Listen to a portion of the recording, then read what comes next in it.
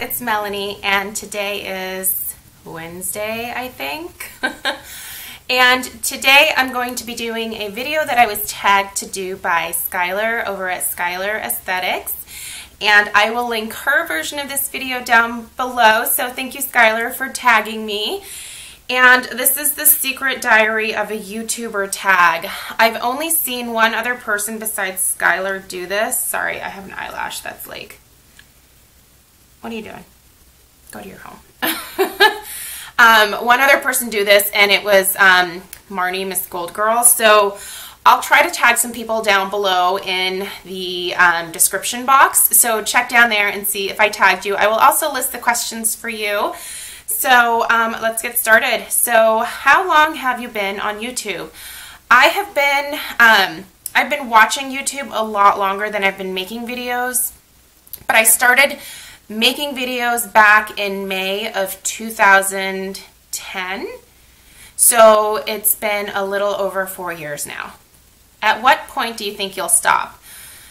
I don't see that in the foreseeable future. This is something that's a fun little side hobby for me, and I really enjoy it. I really like the interaction that I get to have with all of you guys, and I love being able to obsess over you know, beauty stuff and candles and, you know, like hair care and body care stuff with all of you. I don't have a lot of people in my, like, personal or real life that have those same obsessions. It's funny because in real life I tend to be friends with people who really have zero interest in most of the things that I have a really strong interest in. So kind of funny that it works out that way, but this is just such a fun outlet, so for the foreseeable future, I don't see myself going anywhere unless something drastic happens within my life that will prevent me from not being able to make a video. What's the best thing?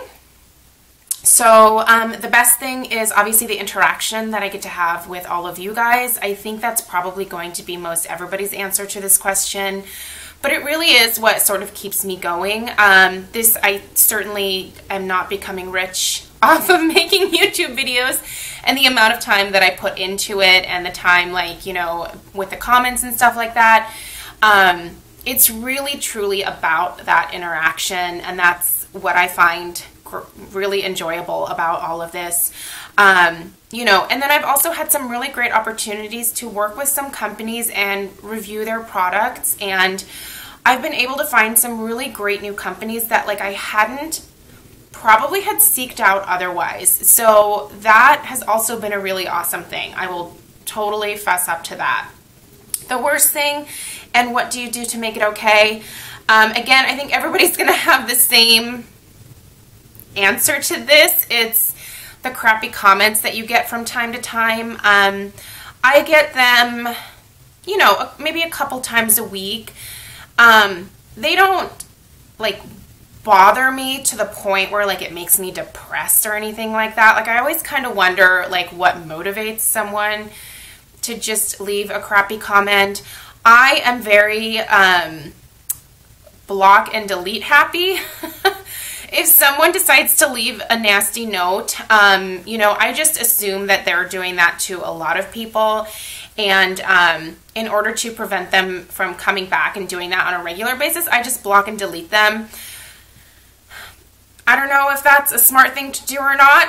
I guess they can just create another account and come back again, but, you know, like, I don't have a problem just not allowing somebody to come back and be able to view my videos, or at least be able to, like, comment on them. So that's what I do. That's kind of how I deal with it. I try not to leave, like, hateful or hurtful comments up too long, because I also don't want those of you who leave nice comments or, like, read through the comments to see stuff like that, because I don't want to, like, start a war in the comments. I see that on a lot of YouTubers' pages, and I just don't think that's really necessary. Like, I would rather have you guys focus your attention on positive things rather than defending me, I guess, because I don't see the need to defend myself.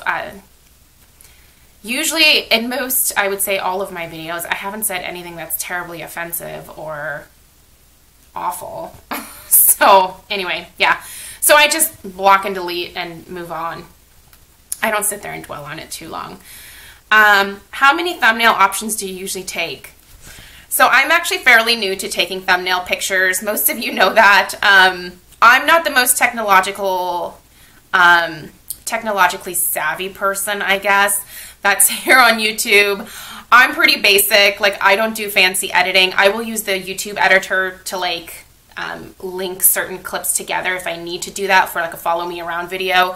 But I don't like use like a program to edit my videos. Like, that's why you don't see fancy titles or pictures of like me holding a lot of products or anything like that. Sometimes I'll just put a product here on my desk and take a picture of it. Other times, if I just don't have time because of, you know, the time of year that it is, I will just use whatever thumbnail YouTube generates for me. And sometimes there are some funny ones, and a lot of times I'll actually pick the funny ones.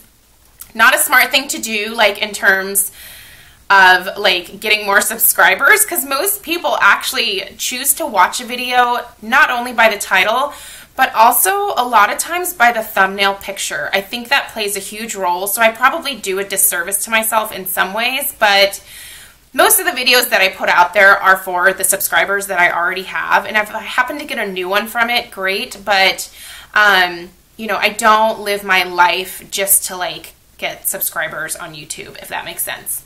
It's nice when I do, and I really do appreciate it, but since this isn't like my main job, I guess I don't worry about it that much. Is that terrible? Your YouTube crush. I don't know that I necessarily have a YouTube crush. I mean, I have become friends with quite a few people through YouTube, and that has been amazing. I probably have to say that it's Stephanie from Flourishxo. You guys hear me talk about her a lot, but it's truly because like we have just become such good friends over the last like year. Like, I literally talk to this woman almost every single day. Like, there isn't a day that goes by where we're not texting each other, or, you know, like, you can now do this like voice chat thing over Facebook, and we do that a lot. You know, I just really feel a connection with her, and like we are going to try to meet up together next year. Not going to try, we're going to do it. And I just like can't wait to actually meet her. Like, it's just going to be such an amazing opportunity, and she's so much like me in so many like ways, especially like our parenting style. And so I feel like that's really bonded us. And so, you know, I could totally have a crush on her just over the fact that like she has the same parenting style as me, because that's super helpful to find when you have random questions. Who's on your collab wish list? I don't have one. I don't. It's funny, like, I don't ever ask people to do collabs with me because I feel like most people would be like, no. Some people have been awesome enough to like actually ask me to participate, and I'm always so honored, and I'm always like, yeah, absolutely, especially if I have like the time for it. This isn't the best time of year for me to do collabs because like sometimes I struggle to get them done. You know, I guess it would be really kind of nice to do like a collab with a bigger YouTuber just to like be able to open myself up for like a wider audience. But like, I would feel too like embarrassed approaching somebody. You know, I guess I don't know. I don't know who it would be. I really don't. I wish I could answer that. But I mean, there's like a ton of people that I watch, like Makeup by Tiffany D, Kara from Kara Amelie. Wait, what is her channel name? Oh my god, this is so embarrassing. I'm gonna stop now. I guess I don't have a list. What are you wearing on your bottom half? Okay, so anytime that you see me do a video and I'm not like on my way out to like the door to a meeting, I am usually wearing leggings. Today I am wearing some gray leggings from Banana Republic, and I love them. I have like, I think 5 pairs of gray leggings from Banana Republic and about 5 pairs of black leggings from Banana Republic. and they're the most comfortable ever, and I got them like on sale, and so I just bought like a ton of them. So most days I'm wearing that, so that's what I'm wearing today, that or yoga pants. How long until you actually click record? So I do take some time to like gather my things most days. So probably about like 10-15 minutes before I actually sit down and record. You know, I definitely do like a, is there food in my mouth check, and reapply like some lip gloss or something. You know, and like try to make sure that my hair looks somewhat decent. But yeah, probably about 10-15 minutes before I actually hit record. And then sometimes I stumble over my words, and then I like hit stop and I just like re-record. I do that probably about 80% of the time, where I'm just like, what the hell am I saying? And I just stop and I just start over. How do you feel about the YouTube community / culture? So overall, I think it's a great place. It's an awesome place to be able to share ideas with different people, and, you know, really get to know lots of different people from not only other parts of the United States, but from Canada, from Europe, from Australia, like all over the world. I do, however, notice, and this is something that bothered me back in middle school, it bothered me in high school, it bothered me in college, it bothered me like... it bothers me now in the industry that I'm in, and that is that there seems to be a fair amount of clickiness going on. You know, there's certain people that like just really band together with like 3, 4, or 5 other people, and you know, they only ever talk about those people and never really think to share other people outside of those. When you know they probably watch like a wide variety of, you know, people on YouTube. So I guess just the clickiness is a little bit bothersome to me.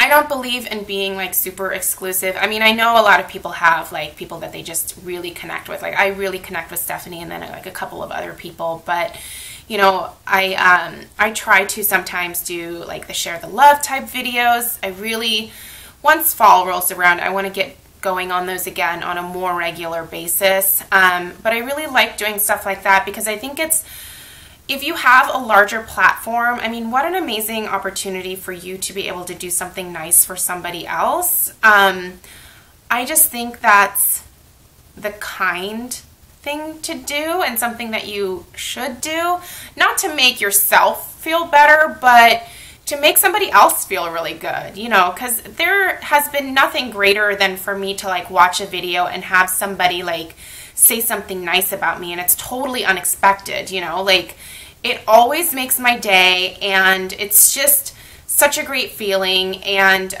you know, I've gained some really awesome new subscribers that probably wouldn't have found me otherwise that way, and I've made awesome connections with those people. And so, you know, I just wish that there was more like sharing of the love. I guess that's what I want to say.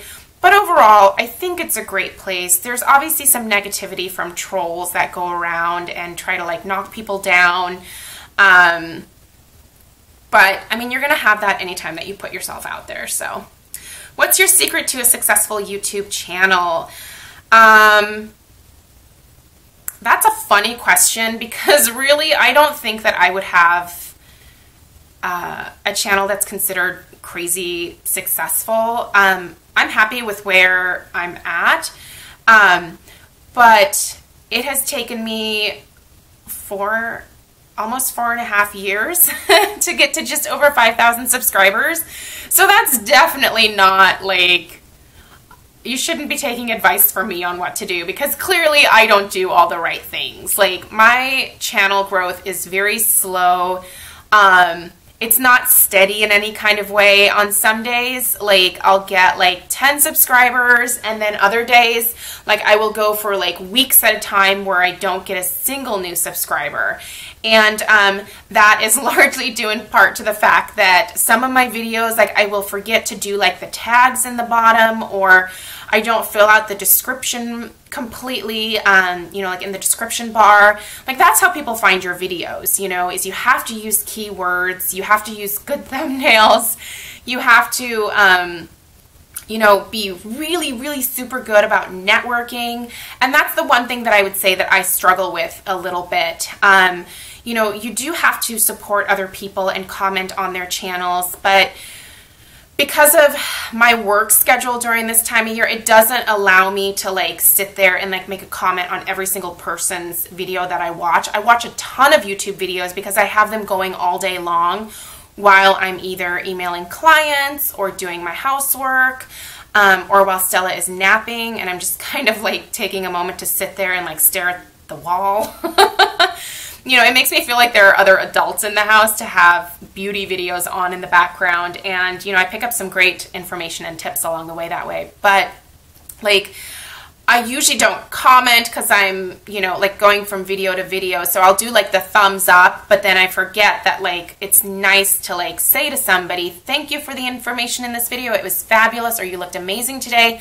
I need to get better about doing that. Like there are so many people that I've subscribed to, like, the one that I can think of that like I always mean to leave a comment on their channel is Crystal from MissCrystalMakeup. Like I love all of her videos and I always thumbs up, but I forget that I should like leave a comment like saying thank you for taking the time to do this. You know, she's always really thorough and her description box is always filled out, you know, stuff like that I just really appreciate, and I just need to say that more often. So really, like, those are the things that I need to do that would probably maybe make me a little bit more successful. But again, this isn't my full-time job. This is my creative outlet. So I would probably take your advice for a successful channel from somebody who has, you know, like 10, 15, 30, 40,000 subscribers.